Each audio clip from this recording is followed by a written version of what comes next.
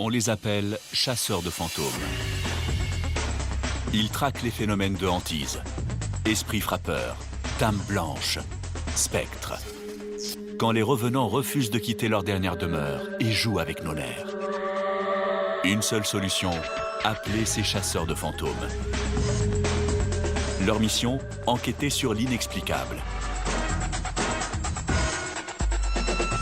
Vous pensez qu'il ne s'agit là que de fiction? Vous vous trompez.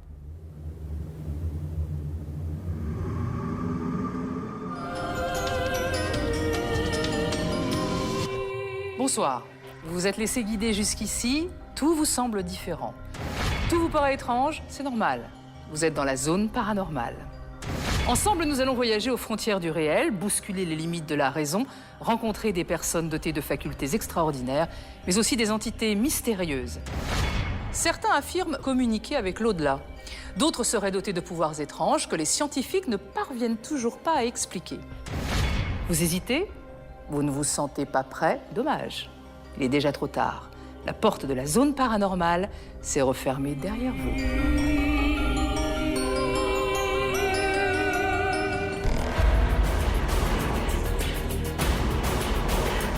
À l'image de Laurent Azzeri, médium et traqueur de fantômes. Qui fait appel à eux? Ménétréol sous Sancerre, dans le centre de la France. Un village paisible qui semble comme figé dans le temps. Le long du viaduc qui enjambe le village se trouve une maison. C'est celle de Cyprien et sa famille. Nous sommes dans les années 80. La famille de Cyprien emménage dans cette bâtisse à rénover.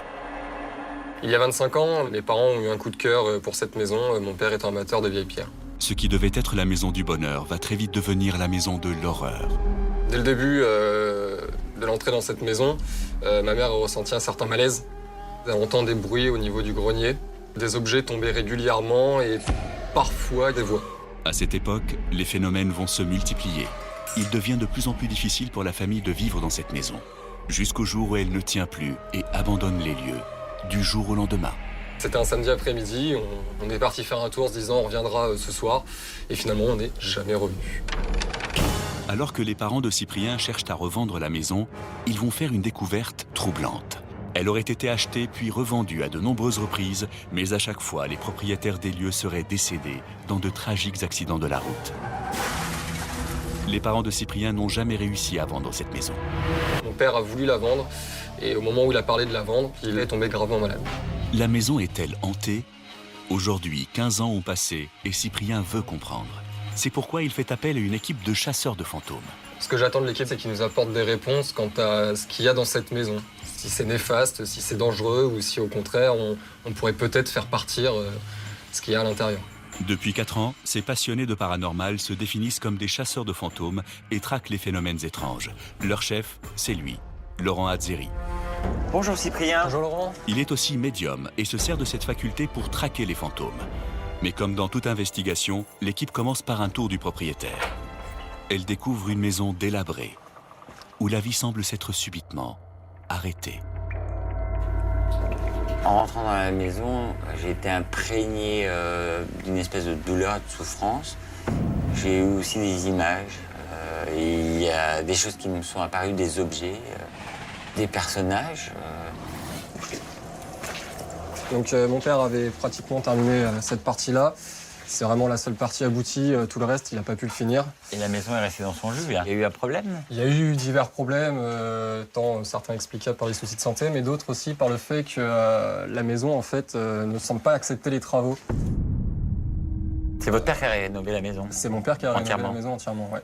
Donc chaque fois qu'il passait sur quelque chose, ce qu'il avait fait auparavant, ça tombait d'une façon... Ça veut dire qu'on est obligé de refaire les travaux? Exactement, alors que ça tombait sans raison particulière. Ma mère a envie de vendre cette maison à cause de cette malédiction. Les gens qui vivent dans les maisons hantées peuvent avoir l'impression d'être complètement vidés, fatigués, déchargés de leur batterie, comme on dit, simplement parce que le fantôme va puiser, va aspirer l'énergie. Une activité fantomatique pourrait-elle être la cause du profond mal-être qui les a poussés à abandonner leur maison? Trop tôt pour le dire. Donc là, on va aller au premier étage. La visite continue vers le premier étage et les ressentis de Laurent vont se faire de plus en plus précis. Il pénètre tout d'abord dans le salon où se seraient passés de nombreux phénomènes. C'est là où il se passe vraiment le plus de choses. Les objets qui tombent, les lumières qui claquent. Oui, les ampoules qui explosent. Voilà, donc ça... quelquefois, le rocking chair qui se met à balancer. Ce fauteuil, c'est celui où avait l'habitude de s'asseoir le grand-père de Cyprien quand il venait rendre visite à la famille. Il est décédé aujourd'hui, mais il avait à l'époque aidé financièrement le couple à acquérir cette demeure. Ferait-il signe de l'au-delà? La visite se poursuit toujours au premier étage dans la chambre des parents de Cyprien. Subitement, Laurent ne se sent pas bien. Ici, Oula, c'est je me sens mal à l'aise ici. la chambre familiale, celle où il y a le plus de bruit. Là, l'atmosphère est vraiment pesante. Hein. Quand on rentre dans un lieu, il faut être à l'écoute vraiment de ses émotions et vraiment de ce qu'on ressent au plus profond. J'ai une mauvaise énergie ici.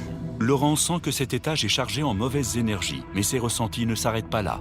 Je vois un homme très grand, moi, là-haut. Je sais pas pourquoi. Je le ressens. Alors, moi, ce que je vous propose, c'est d'aller voir en haut, du coup. Il s'est passé des choses. Il s'est passé des choses en haut, ouais. Il faut trouver l'épicentre de la hantise. Il y a toujours un lieu, une pièce dans le lieu en question où le fantôme apparaît, où l'énergie, en tout cas résiduelle, se trouve le plus souvent. Et ce lieu, ce serait le grenier. Laurent le sent. C'est là que se concentrent les faits étranges. Il décide de s'y rendre. Voilà, Laurent, ici, nous sommes là où on entend tous les bruits de pas depuis les chambres. On entend des déplacements dans le grenier. On entend des pas lourds, des pas on pourrait dire d'hommes, de personnes. Laurent aurait vu juste. Il y aurait bien une présence dans ce grenier. Mais ce ne serait pas tout. Cyprien va lui parler d'une expérience des plus inquiétantes. Un soir, un ami à mon père est monté dans le grenier à cause de ces bruits de pas, justement, vérifier. D'accord. Il y est resté un long moment. Il était assis en tailleur, ici même. Moi, j'ai l'impression que cet ami, il a comme eu un malaise ou une peur. Il y a eu une peur, effectivement. Et c'est ça. Puisqu'il est parti limite en courant et on ne l'a jamais revu. Désormais, Laurent en est presque sûr, le grenier serait un endroit stratégique dans la maison. Ce serait la clé de l'énigme. La nuit tombe sur la demeure. Il est 23h30. L'équipe installe son quartier général. Il est temps pour Laurent de savoir si la demeure de Cyprien serait victime de hantise. Les caméras de surveillance sont reliées aux ordinateurs. Elles sont placées dans les lieux les plus stratégiques de la maison, notamment au premier étage où se trouve le salon et la chambre parentale. Les micros sont prêts. La chasse peut commencer. Rudy, tu me fais une détection des champs électromagnétiques. Ouais. Hein. Kim, tu me relèves les températures. D'accord. David, tu me mitrailles en photo, on analyse ça de suite quand tu redescends. Ok. Donc vous y allez tout de suite. Hein. Première expérience, relever les variations de température imprégnées dans les murs de la maison, notamment dans le salon où le grand-père de Cyprien semble s'être déjà manifesté.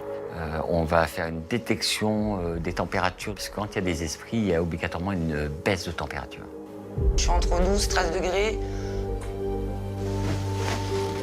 Au-dessus de la cheminée, j'ai une petite baisse de température. Celui-ci, je suis entre 3 et 2,5. Donc ça serait bien que David, tu puisses prendre une photo peut-être dans cet angle-là. J'ai un visage. David, le photographe, pense voir un visage se dessiner sur le mur. Illusion ou véritable apparition? Ah oui, là. Les yeux, le nez, la bouche. Le fantôme est l'âme d'un défunt. C'est une énergie résiduelle qui est piégée dans le lieu et qui va se manifester sous forme de son ou même parfois d'images. Un visage. La maison viendrait-elle de livrer son premier secret? Il est 2h du matin. Après le salon, Laurent décide de s'intéresser à la chambre parentale. Il tient à savoir pourquoi il s'y est senti mal à l'aise tout à l'heure. Là, l'atmosphère est vraiment pesante. Hein. Une caméra infrarouge est installée pour capter d'éventuelles présences. On va commencer par une expérience dans la chambre des parents. Pour cette track qui va démarrer, on reste à l'affût. Ouais. Moindre bruit, moindre phénomène, que ce soit en bas, la technique ou quoi, vous nous avertissez. Hein. Et faites gaffe au téléviseur, parce que moi j'espère qu'on va avoir un visage qui va apparaître. Hein. Laurent décide donc de convoquer les esprits dans ce lieu. Il utilise la TCI, transcommunication instrumentale. Une méthode qui permettrait de communiquer avec les morts grâce à un poste de radio ou un téléviseur. La réception des fréquences permettrait de capter les voix et les images de l'au-delà.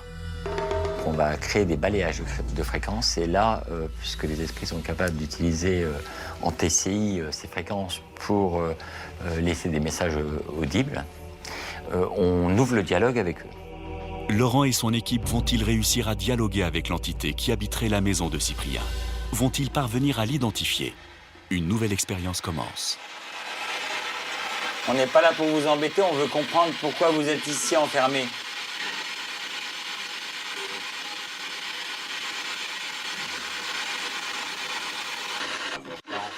Jean.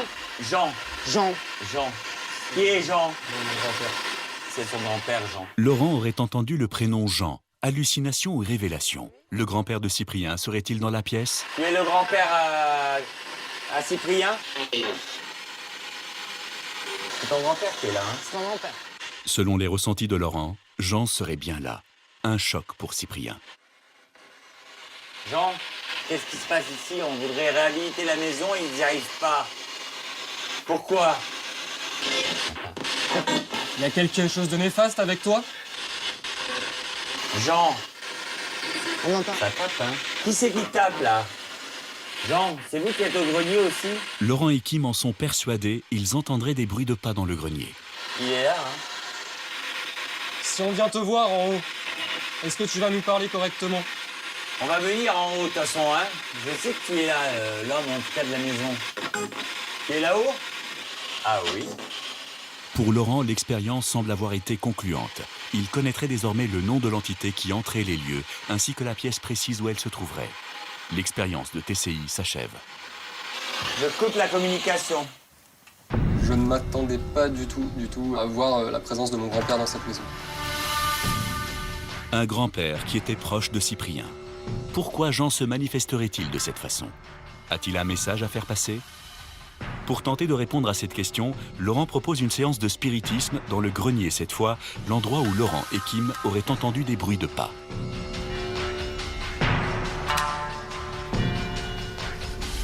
On va en savoir plus, je vais voir si c'est lui qui est en haut. Peut-être que cet invité que vous avez eu l'a vu, hein, ou lui a peut-être dit quelque chose. Hein. Donc on va simplement se donner la main. Hein. Je crois que c'est lui qui est peut-être en colère. Il est peut-être parti trop tôt. Alors moi, je vais redemander à Jean, est-ce que Jean, tu es là avec nous? Si tu es là, tu as 2 K2, des détecteurs de champs électromagnétiques devant toi. Si tu veux bien, nous déclencher les K2 pour qu'on puisse avoir une réaction. Les détecteurs de champs électromagnétiques appelés K2 réagissent. Est-ce une coïncidence fortuite ou Jean viendrait-il de confirmer sa présence? Jean, on n'essaie pas de vous piéger, mais vous êtes peut-être prisonnier ici.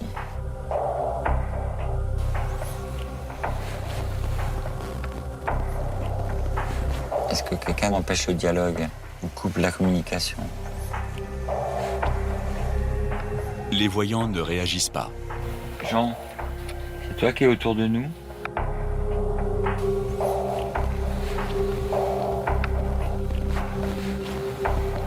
C'est toi qui as le pouvoir de cette maison? Pas de réponse. Est-ce que vous êtes resté ici tout seul? C'est pour ça que vous êtes triste?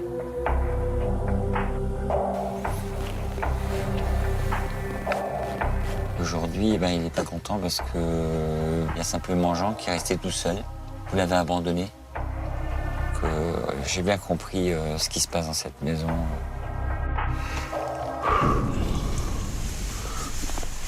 Moi, j'ai pas de doute. Je suis convaincu que c'est ton grand-père. Notre rôle, c'est pas de faire partir ces fantômes, c'est de confirmer leur présence. Cyprien aurait-il la réponse qu'il cherchait depuis tant d'années?